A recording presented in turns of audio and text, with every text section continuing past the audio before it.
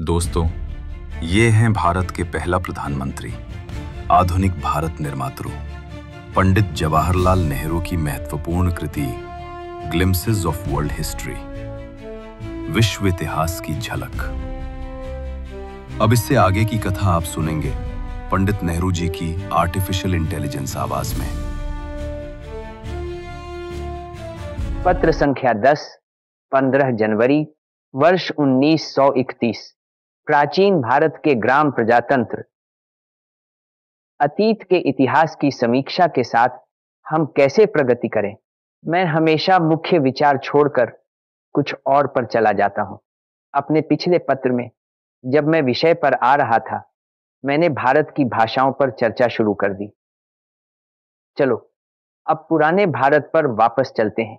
तुम जानती हो कि आज जो अफगानिस्तान है वह तब और बहुत लंबे समय तक भारत का हिस्सा था।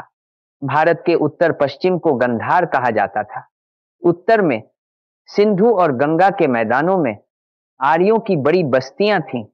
इन आर्य आप्रवासियों को शायद निर्माण की कला आती थी, क्योंकि उनमें से कई फारस और मेसोपोटामिया की आर्य बस्तियों से आए होंगे, जहां तब भी महान शहर थे। आर्य बस्तियों के बीच में कई जंगल थे और विशेष रूप से उत्तर भारत और दक्षिण के बीच एक बड़ा जंगल था।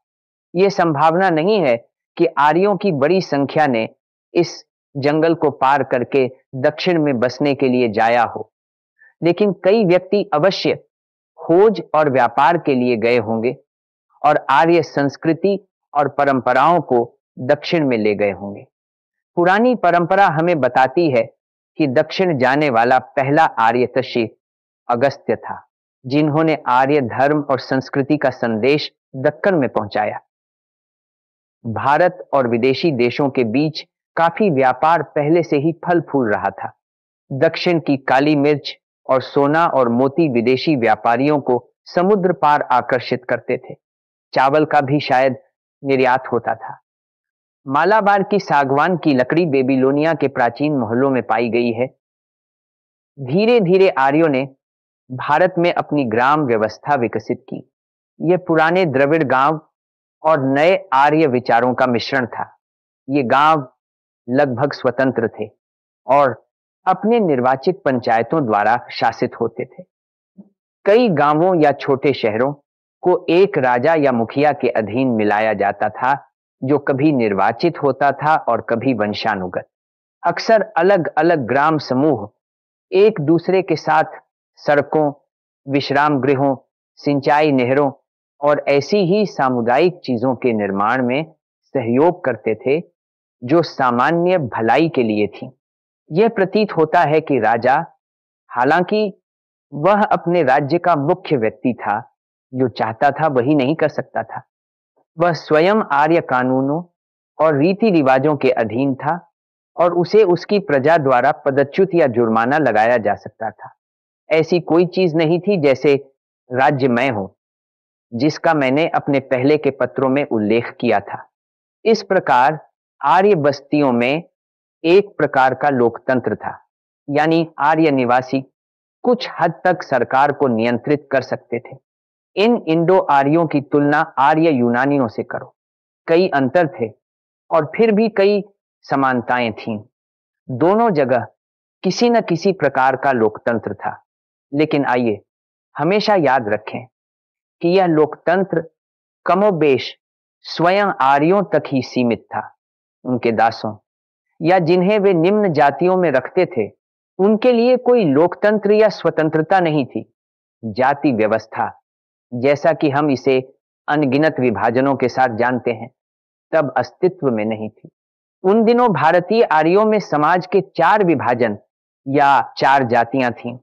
ये थे ब्राह्मण या विद्वान लोग, पुजारी, शिष्य, क्षत्रिय या शासक, वैश्य या व्यापारी और वाणिज्य में लगे लोग, और शूद्र या मजदूर और कार्यकर्ता।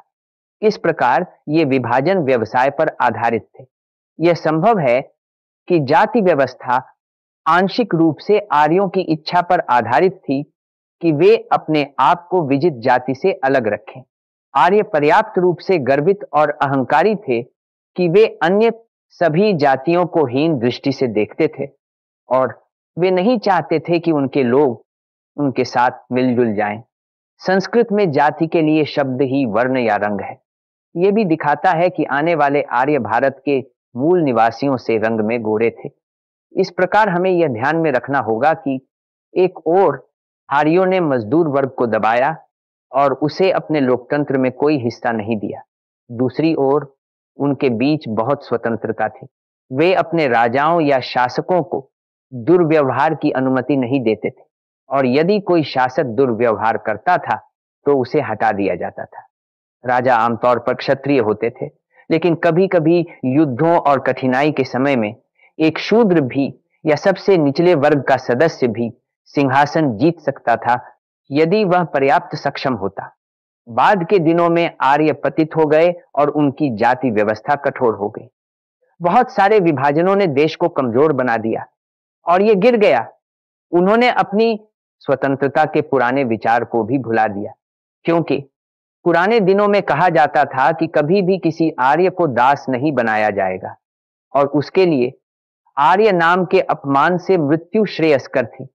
आर्यों की बस्तियां, शहर और गांव अव्यवस्थित तरीके से नहीं बढ़े, वे योजना के अनुसार बनाए गए। और ज्यामिति, तुम्हें यह जानने में दिलचस्पी होगी, इन योजनाओं में बहुत काम आई। वास्तव में वैदिक पूजाओं में भी ज्यामितीय आकृतियों का प्रयोग किया जाता था। अब भी कई हिंदू घरों में विभिन्न पूजाओं के दौरान इनमें से कुछ आकृतियों का प्रयोग किया जाता है। अब ज्यामिति का घरों और शहरों के निर्माण से बहुत गहरा संबंध है। पुराना आर्य गांव पहले शायद एक प्रकार का किलाबंद शिविर था, क्योंकि उन दिनों हमेशा हमले का डर रहता था। जब शत्रु हमलों का खतरा नहीं रहा, तब भी वही योजना जारी रही। योजना एक आयत होती थी, चारों ओर दीवारें और 4 बड़े दरवाजे और 4 छोटे। इन दीवारों के अंदर विशेष क्रम में गलियां और घर होते थे। गांव के केंद्र में पंचायत घर होता था, जहां गांव के बुजुर्ग मिलते थे।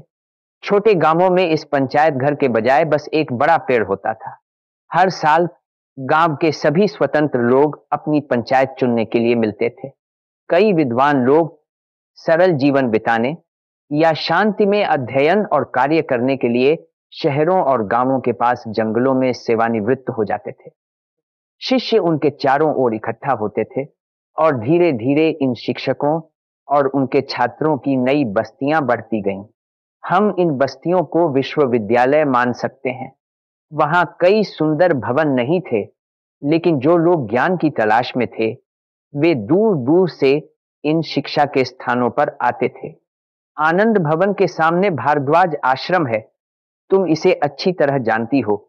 शायद तुम यह भी जानती हो कि भारद्वाज रामायण के पुराने दिनों में बहुत विद्वान व्यक्ति माने जाते थे और रामचंद्र ने अपने वनवास के दौरान उनसे भेंट की थी। कहा जाता है कि हजारों शिष्य और छात्र उनके साथ रहते थे। वहां एक पूरा विश्वविद्यालय रहा होगा जिसके प्रमुख भारद्वाज थे। उन दिनों आश्रम गंगा के तट पर था। यह बहुत संभव है, हालांकि अब नदी लगभग 1 मील दूर है।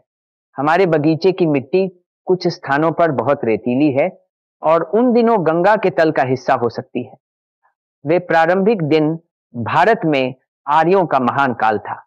दुर्भाग्य से हमारे पास इस अवधि का कोई इतिहास नहीं है और हम जो तथ्य जानते हैं उनके लिए केवल गैर ऐतिहासिक पुस्तकों पर निर्भर रह सकते हैं।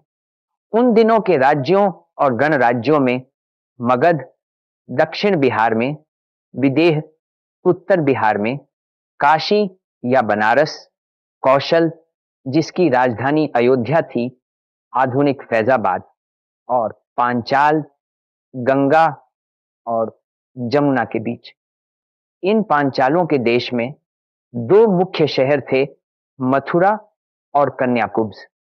ये दोनों शहर बाद के इतिहास में भी प्रसिद्ध थे। दोनों अभी भी मौजूद हैं। कन्याकुब्ज कनौज नाम से कानपुर के पास। उज्जैन भी उन प्रारंभिक दिनों में मौजूद था। अब यह ग्वालियर राज्य का एक छोटा शहर है। पाटलिपुत्र या पटना के पास वैशाली शहर था। ये प्रारंभिक भारतीय इतिहास में प्रसिद्ध एक कुल की राजधानी थी, लिच्छवी कुल। यह राज्य एक गणराज्य था और इसका शासन निर्वाचित अध्यक्ष के साथ प्रतिष्ठित व्यक्तियों की एक सभा करती थी, जिसे नायक कहा जाता था। जैसे जैसे समय बीता, बड़े शहर और नगर बढ़े, व्यापार बढ़ा और कारीगरों की कलाएं और शिल्प समृद्ध हुए। शहर बड़े व्यापारिक केंद्र बन गए। जंगलों के आश्रम, जहां विद्वान ब्राह्मण अपने शिष्यों के साथ रहते थे, भी बड़े विश्वविद्यालय शहरों में विकसित हुए और इन शिक्षा केंद्रों में हर प्रकार का विषय पढ़ाया जाता था जो तब ज्ञात था। ब्राह्मण युद्ध विज्ञान भी सिखाते थे। तुम्हें याद होगा कि महाभारत में पांडवों के महान गुरु द्रोणाचार्य थे, एक ब्राह्मण जिन्होंने उन्हें अन्य चीजों के साथ साथ लड़ने का तरीका भी सिखाया था। प्रिय दोस्तों, ये पंडित जवाहरलाल नेहरू की महत्वपूर्ण कृति ग्लिम्सेस ऑफ वर्ल्ड हिस्ट्री का हिंदी अनुवाद विश्व इतिहास की झलक थी। ध्यान रखें, आज के इस सोशल मीडिया के युग में इंफॉर्मेटिव और एजुकेटिव कंटेंट बनाना बेहद कठिन काम है। इसमें घंटों की मेहनत, गहरी रिसर्च और समर्पण की जरूरत होती है। इसलिए मैं आपसे विनम्रता से निवेदन करता हूं कि अगर ये कंटेंट आपको अच्छा लगा हो तो कृपया वीडियो को लाइक करें, चैनल को सब्सक्राइब करें, अपने दोस्तों के साथ शेयर करें। थैंक्स। सुपर चैट या मेंबरशिप के जरिए हमारा आर्थिक साथ दें। आपका ये छोटा सा सहयोग हमें प्रेरणा देता है और अच्छे कंटेंट को बुरे कंटेंट के सामने जीतने में मदद करता है। आप सिर्फ एंटरटेनमेंट की जगह एजुकेशन को, बकवास की जगह सच्चे ज्ञान को बढ़ावा दे रहे हैं। चलिए अब अगले एपिसोड की तरफ बढ़ते हैं।